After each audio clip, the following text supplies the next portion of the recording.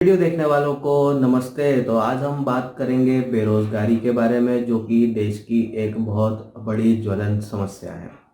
अब इस समस्या का कैसे समाधान किया जा सकता है उस पर जो है कुछ बात करेंगे।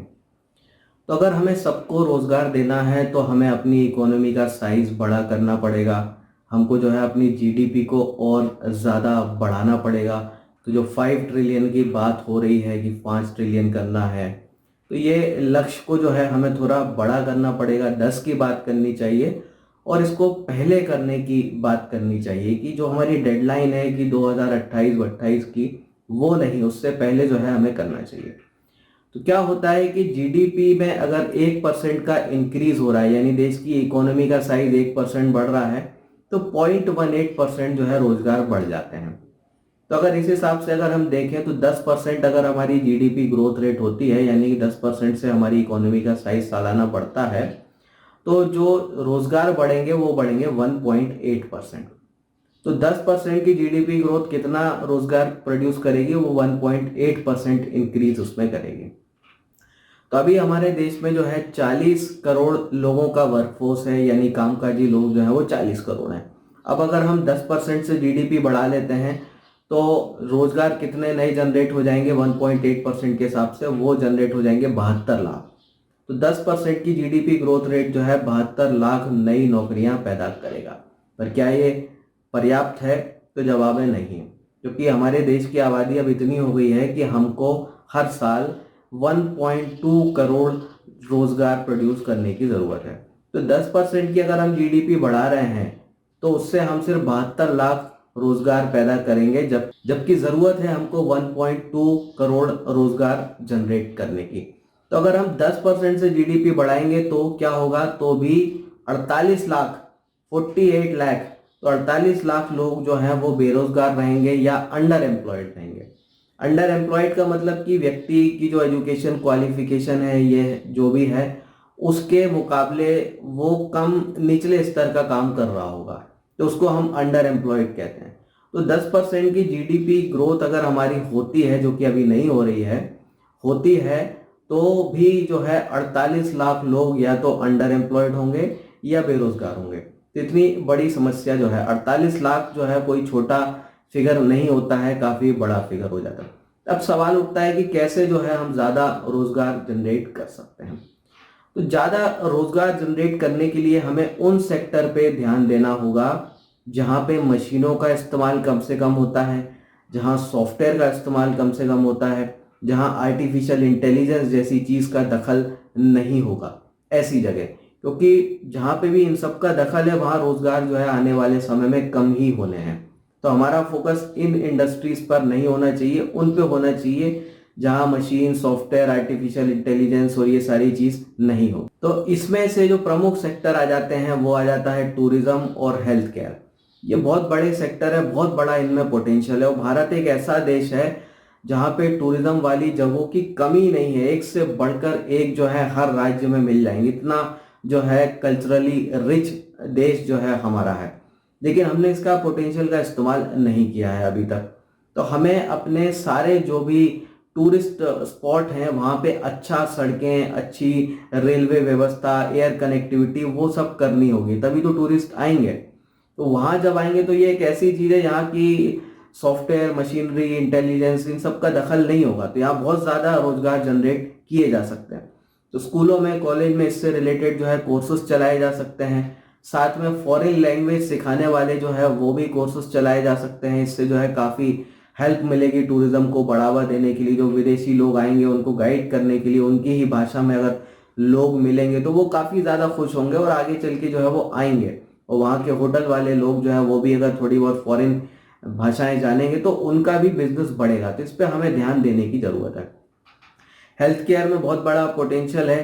तो हमारे देश में अगर हम अच्छे हॉस्पिटल्स बनाएं, बहुत मास स्केल पे बनाएं और अच्छा हेल्थ इंफ्रा क्रिएट करें, तो जो दूसरे देशों के जो लोग हैं वहाँ वो यहाँ पे इलाज करने आएंगे।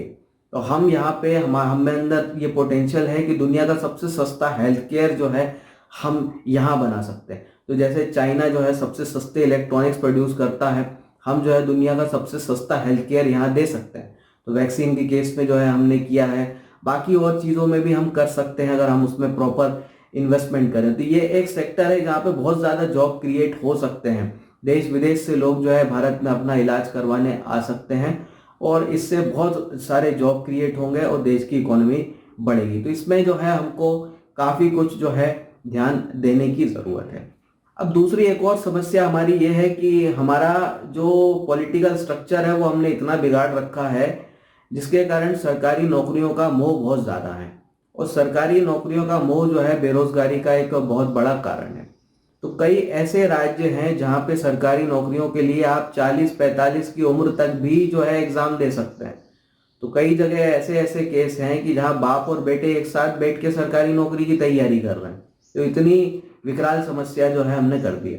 तो लगभग 80% देश की आबादी आरक्षण के दायरे में आ जाती है। तो ऐसे लोग सोचते हैं कि चलो लगे रहेंगे, आज नहीं तो कल जो है निकल जाएगा, अभी बहुत टाइम है। तो सरकारी नौकरियों की जो उम्र सीमा है उसको हमें घटाने की जरूरत है, पर राजनीति के कारण जो है उसको बढ़ाया जाता रहता है बार बार। तो ये जो है सही चीज नहीं है। तो कई लोग जो हैं जो काम कर सकते हैं, काम करने योग्य हैं, लेकिन वो सरकारी नौकरियों की तैयारी में लगे रहते हैं और काम नहीं करते। तो व्यक्ति एक छोटा काम भी करे तो कुछ सालों के अनुभव के बाद जो है वो ऑटोमेटिकली बड़े लेवल पे आ जाता है, पर वो सरकारी नौकरियों के चक्कर में जब लगा रहता है तो वहाँ पोटेंशियल बेकार होता है। अब समस्या ये है कि सरकारी नौकरियां हैं इतनी सी और उसको एग्जाम देने वाले हैं इतने सारे। अब आप अगर हम सक्सेस रेट की बात करें, जो जॉब रेट की बात करें जो सरकारी नौकरी में आता है, वो है 0.02% के लगभग। तो इतना कम है, मतलब 1%, 100 लोग अगर सरकारी एग्जाम दे रहे हैं तो 100 में से एक को भी नौकरी नहीं मिल रही है। इतने खराब हाल हैं। और वो बाकी के 99 जो है वो अपना पोटेंशियल वेस्ट कर रहे हैं, अपनी एनर्जी वेस्ट कर रहे हैं सारी चीज़ों में। तो इतना ज़्यादा जो क्रेज है सरकारी नौकरियों का वो बेरोजगारी का प्रमुख कारण है और इसको हमें सुधारने की ज़रूरत है। इसको कैसे सुधारा जा सकता है?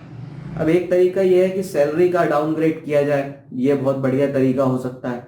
अब जैसे अगर हम बात करें, एक बेसिक टीचर की भी सैलरी जो है वो सरकारी उसमें जो है 70,000 रुपये तक हो रही है और ये जो फिगर है बहुत ज़्यादा है। अब इतना बड़ा आप 70,000 रुपये महीने किसी को दे रहे हैं तो देश को रिटर्न कुछ अच्छा मिलना चाहिए कि सरकारी स्कूलों से जो निकल रहे हो बच्चे वो बहुत हाई पोटेंशियल के, वो भी तो कुछ होता नहीं है।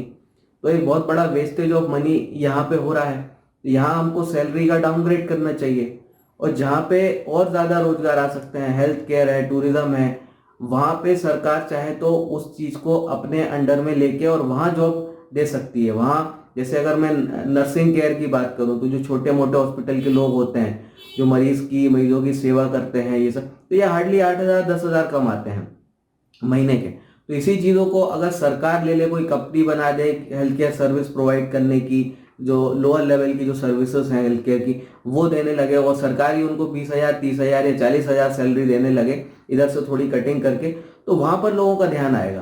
तो वहाँ पे जो है जॉब क्रिएट होंगे, इकोनॉमी में एडिशन होगा। तो ये किया जा सकता है पर यहाँ होता नहीं है।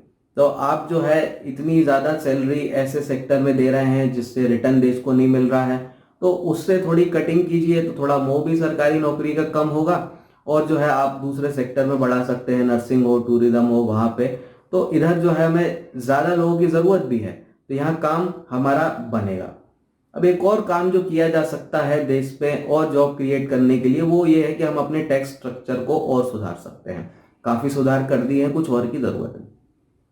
अब जो भी लेबर इंटेंसिव इंडस्ट्रीज है, मतलब जहाँ ज़्यादा लोगों की ज़रूरत होती है, उन इंडस्ट्रीज में टैक्स जो है वो मिनिमम होना चाहिए। मिनिमम या मैं कहूँ तो ज़ीरो कर दो तो और भी अच्छी बात है। अब जैसे एक एग्जांपल दूँ टेक्सटाइल इंडस्ट्री का, तो आज के समय में कपड़े सिलने का सबसे ज़्यादा काम जो है वो बांग्लादेश में हो रहा है। इतनी बड़ी जो है वहाँ पे इंडस्ट्री हो रही है। तो दुनिया भर की बड़ी बड़ी कंपनियां जो है कपड़े सिलने का काम जो है वो कॉन्ट्रैक्ट बेसिस पे जो है वो बांग्लादेश में आउटसोर्स कर रही हैं। अब देखिए भारत जो है वो दुनिया का टॉप का कॉटन प्रोड्यूसर है, तो जो कपड़ा बनाने का मेन रॉ मटेरियल है वो तो भारत में पैदा हो रहा है।